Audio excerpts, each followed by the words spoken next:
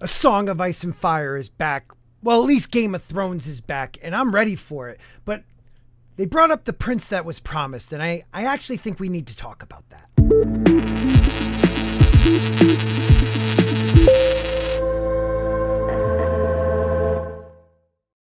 Hey everybody, my name is Scott, Sporking News Podcast. Please subscribe if you like listening to Song of Ice and Fire, Game of Thrones, nerd stuff, and you're not too sensitive. Subscribe, like, share, do all that good stuff. But let's get into it. So we were watching last episode 1 of House of the Dragons. And towards the end, Viserys talks to Rhaenyra. Sorry, I don't edit.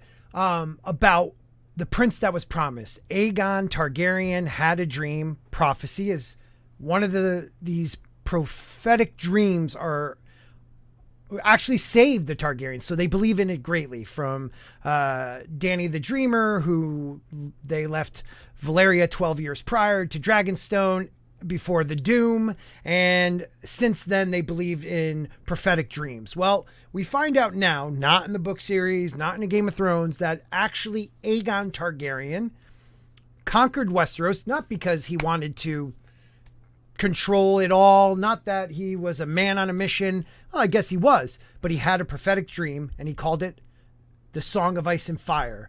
And it's the prophecy of the prince that was promised that we learn about in the main story of A Song of Ice and Fire and in the series Game of Thrones, right here where Master Aemon is telling Jon about it a little bit and talking about how Dany is the last dragon and, she needs somebody there to help her. A dragon alone is not a good thing, and he believes she is. In this scene, we have Melisandre telling Dany about the promise and letting her know that the word prince in High Valyrian does not mean prince alone. It's a non-gendered word. It means prince or princess. So we learn about it mostly in the series. For book readers, we've known about it through Game of Thrones. I think A Feast of Crows might be one of the last ones that has it, or A Clash of Kings maybe.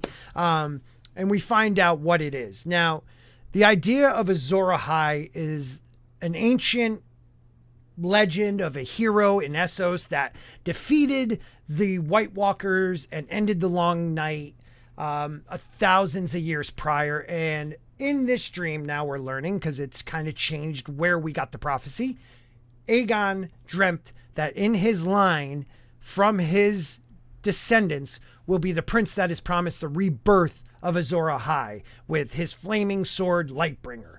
And a lot of people think they are Azor Ahai. You have Stannis in the books and in Game of Thrones. Ends up, if you've watched the show, we haven't learned this yet in the books, but is not Azor Ahai, at least in the show. Azor Ahai, some of the things is he or she would be born in a place or born of smoke and salt. Smoke and salt, which you could take Dany, who was born during a nasty storm and lightning and fires raging and wind and rain and tears because her mother died.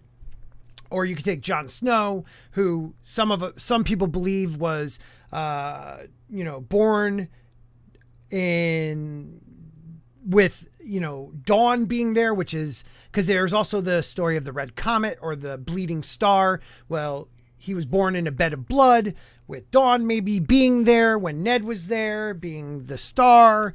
And the smoke and salt was after he was stabbed. In the books, still dead, came back in the show, but in the books, stabbed. There was a knight there with a sigil on his chest that had blood on it, but it was a shooting star. And then the smoke and the tears and the smoke coming from the blood, from the hot blood and the cold night. So a lot of people, actually, Jaime could even be one of these people. But we find out in A House of Dragons that it's not just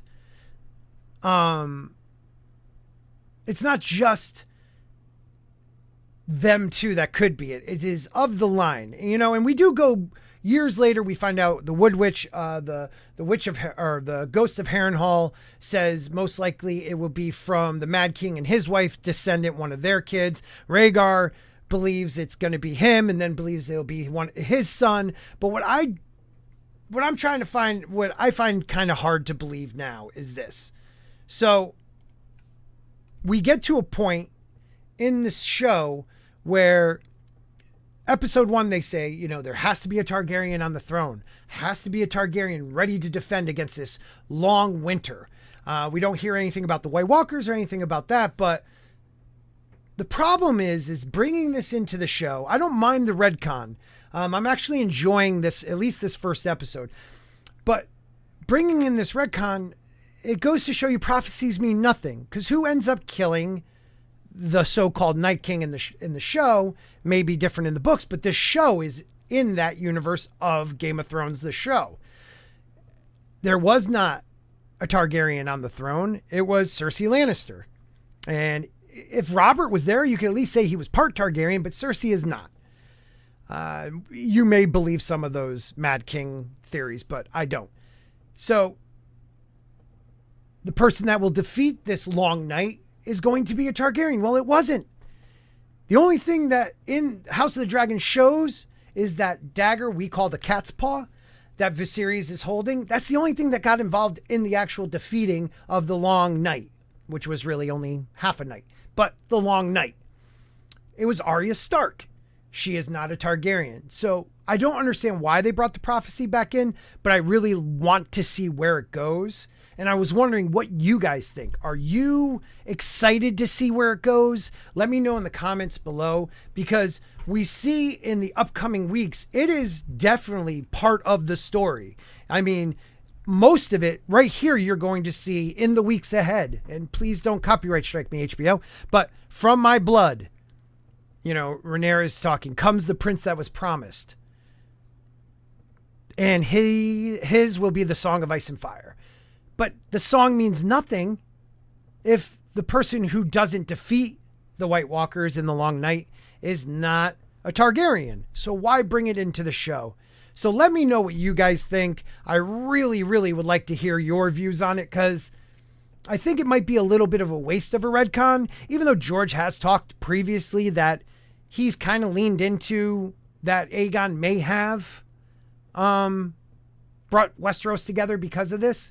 And I hope I made a coherent explanation of what the prince that was promised, or princess.